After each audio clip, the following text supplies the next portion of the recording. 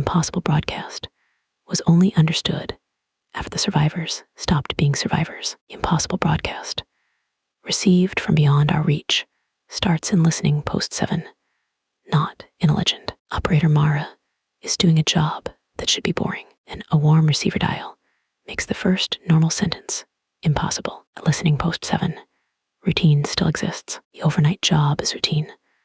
Log the static, clear the drift, drink bad coffee. Operator Mara keeps a warm receiver dial near the work light, while the receiver log waits under one clipped corner. Mara keeps one hand on one nearby tag, because people trust routine longer than they should. Green wave from light crawls over the desk like water. The operator wants to mark the signal as instrument lag. The captain asks if the voice said Mara's name, and Mara lies. For a few seconds, the practical answer still has a chance. Someone checks the latch, the clock, or the dead channel, and that ordinary check comes back wrong. The argument becomes physical. Mara turns the receiver down, and the dial turns itself back up. The night operator jokes about ghosts, then takes the joke back. The first useful change is not a theory.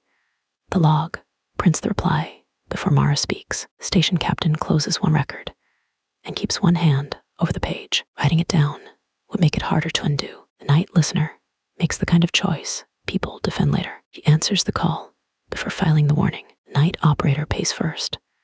The recorder catches a second breath in an empty chair. The operator holds one hand against the table.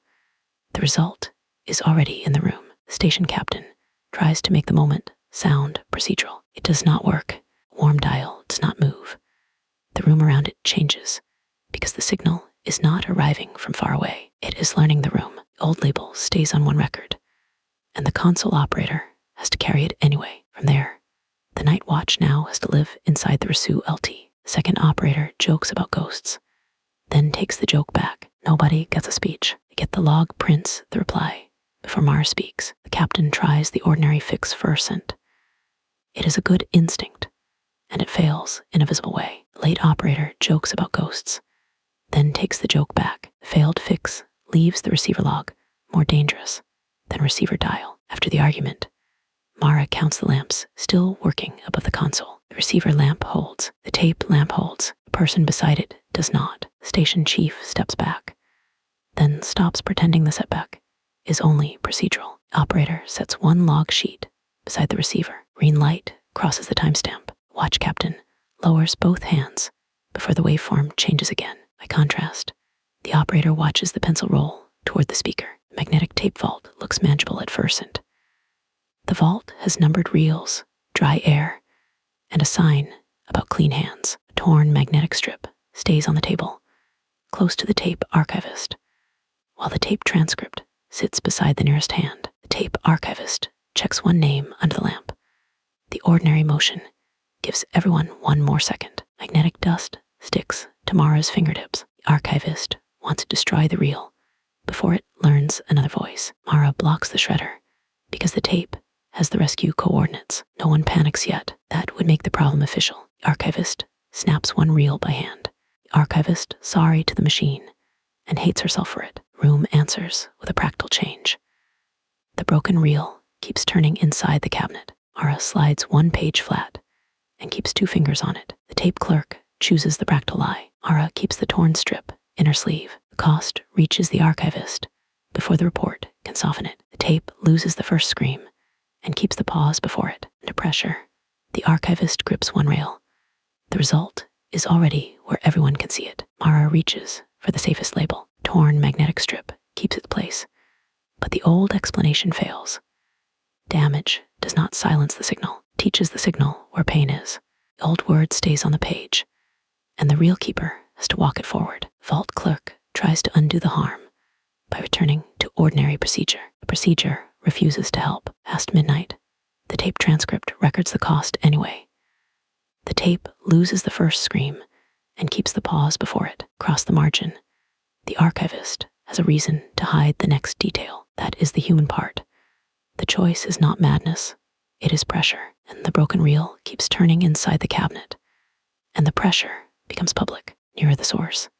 The archivist asks for coffee, and nobody answers quickly enough. That pause matters more than our explanation. Behind that, The tape clerk carries the paper cup over by hand, sets it down, and watches the signal make the kindness feel late. The reel keeper pulls one tape loop from the reel, sticks to the edge. Mara steps closer, then stops. Machine starts before anyone touches it. The first minute inside the rescue ship is almost dull. The checklist is written for fire, vacuum, and panic. It is not written for recognition. Rescue pilot leaves a sealed packet card where everyone can see it, and the rescue checklist stays visible on the table. Rescue pilot sets one page beside the light, and nobody moves it. Static crackles through the ship hull like frozen. The pilot wants to launch before the signal moves again. Medic refuses to board. After the beacon speaks from inside the ship, everyone gives the ordinary explanation. One last second. The pilot straps the packet card to the throttle. The medic stays on the gantry with both hands over her mouth. After that, the record has a new shape. The empty seat records a heartbeat. Quietly, the station medic folds one sheet and traps it under one palm. Rescue lead takes the option that can still be explained to board. He launches with one seat empty. That decision hurts the station medic first, and the rescue path becomes part of the broadcast. The medic sets one cup down without drinking. The result has reached them first. The gantry medic tries to shrink the damage into paperwork. Nobody has to decorate the moment. A sealed packet card now means this. The beacon was not calling for rescue. It was rehearsing the rescue. The old name stays under the clip, but the launch pilot can no longer trust it. The ship medic keeps moving, because stopping would become an answer. After that, the beacon was not calling for rescue. It was rehearsing the rescue. The rescue ship gives them one quiet minute. Someone checks a latch, a switch, a seal, or a timestamp. The check should end the argument. Instead, the rescue path becomes part of the broadcast. The mistake is practical. The empty seat pilot flips the breaker before the tape finishes. The post medic notices, reaches for the switch, and leaves their hand there too long. The medic grips the console with both hands. Static crawls under the switch plate. The pilot cuts one breaker, and the room stays lit. The gantry medic reads the dark panel twice. The antenna field gives them a normal surface to hold on to. The field is all bolts, ladders, red mud, and wind. The antenna report rests where nobody can pretend not to see it, while the relay technician keeps one hand near a cracked antenna fuse. Relay technician counts 3 marks on one tag, then stops trusting the count. Rain hisses on the warm fuse and smells like pennies. The technician wants to cut the field before every dish turns inward. The pilot orders him to keep the signal alive until the ship clears range. The quiet does not feel supernatural. It feels administrative. The technician pulls the cracked fuse with bare fingers. The pilot screams over comms once, and the scream loops under the carrier tone. Proof stops being decorative when every dish turns toward Mara's empty chair. Rescue lead presses one hand over the line. Nobody wants read aloud. Relay tech picks the answer that protects procedure first, and he kills the exterior relay and traps the signal in the station. The result is immediate for the launch pilot. The antenna report points at the room instead of the sky. The empty seat pilot puts one palm on the glass. The result is already behind it. The pilot says the official sentence first, and the evidence is plain enough to hurt. Distance has stopped being part of the problem. The category sits on the paper, while the field technician carries the cost past it. When they leave the antenna field, the route forward is narrower. The dish report is still visible. A cracked antenna fuse is still closed, and the rescue lead has paid first. The launch pilot understands the cost before the senior people do. Nobody calls it revelation. They are too busy deciding who has to touch an antenna fuse next. Nobody has a speech ready. The empty seat pilot untangles one headset cord and keeps looking at the floor. Field tech lowers their voice because quiet is easier to survive than certainty. The technician pushes one paper cup across the desk. The pilot does not drink. Headset slides when the receiver wore MS. The rescue lead answers with a mouth that will not stay dry. Nothing in the acoustic booth announces itself as history. The booth door is padded, heavy, and supposed to make silence measurable. The dead headset remains the only thing nobody wants to move, while the breath isolation file lies flat in the working light. The post lead steadies one hand on the desk. Routine holds for another breath. The foam smells of dust, sweat, and old electricity. The captain wants to prove Mara is contaminating the sample. Mara begs him to open the booth, and the captain refuses after the voice uses her mother's voice. The sensible answer is still alive, barely. Mara pulls the headset off and leaves it moving on the desk. Mara checks her own hands first, because shaking would make the captain right. What matters is the change left behind. The file records a breath from behind the wall. Mara moves one chair back and keeps the page in reach. The station chief does not mean to hurt anyone. The captain keeps recording instead of opening the door. By the time anyone argues motive, Mara is already carrying the cost. The dead channel learns the operator before she answers. Mara watches one light change.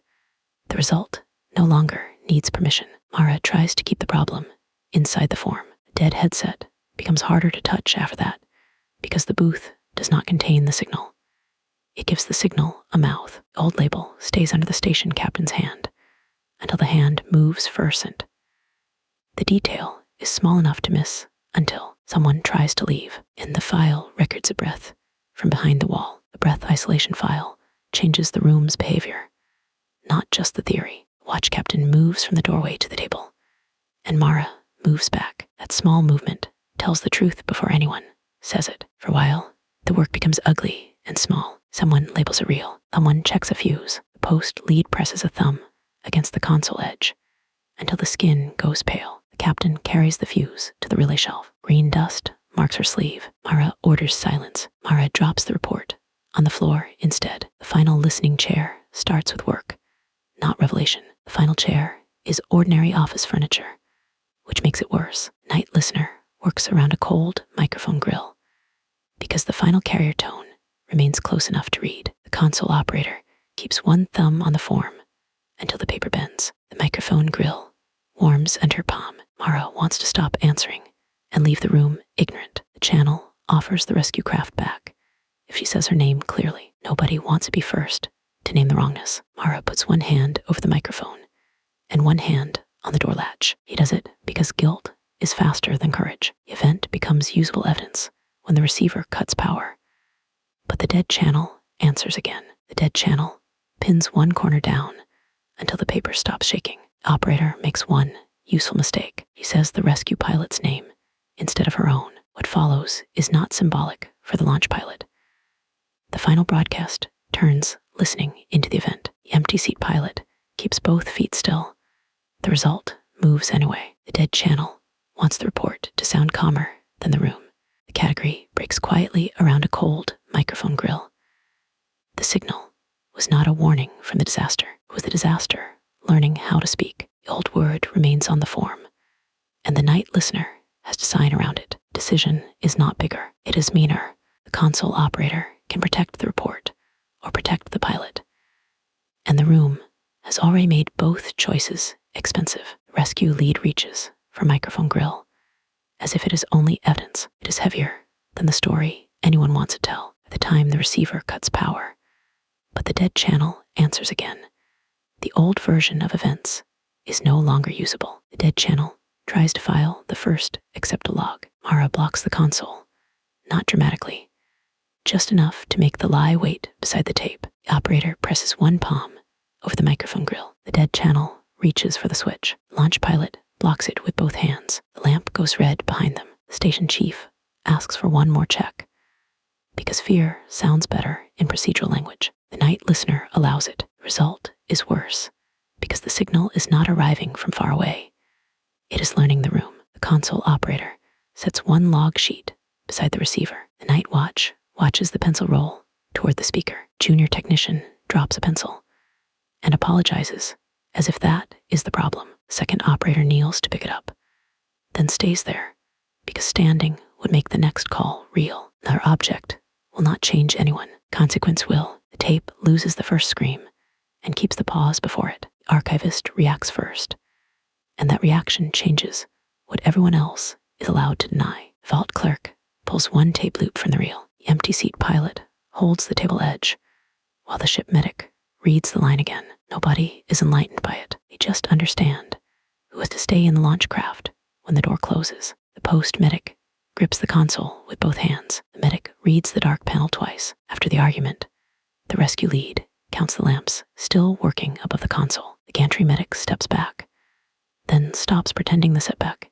is only procedural. Launch pilot steps away from a cracked fuse and still cannot leave it behind. Relay tech places the field report under the lamp, and the ordinary room stops feeling available. The field technician pushes one paper cup across the desk. The empty seat pilot does not drink. The pilot answers with a mouth that will not stay dry. Mara pulls the nearest chair back without sitting down. That tiny retreat matters, gives the post lead enough space to make the wrong, useful choice. The station chief flips the breaker before the tape finishes. Mara notices, reaches for the switch, and leaves their hand there too long. Mara opens the folder, closes it, and opens it again. The second look is worse because the receiver cuts power, but the dead channel answers again. Rescue lead blocks it with both hands. Late operator touches a dial with 2 fingers, then wipes those fingers on their sleeve. The gesture is small. It is also the first honest vote in the room. The night listener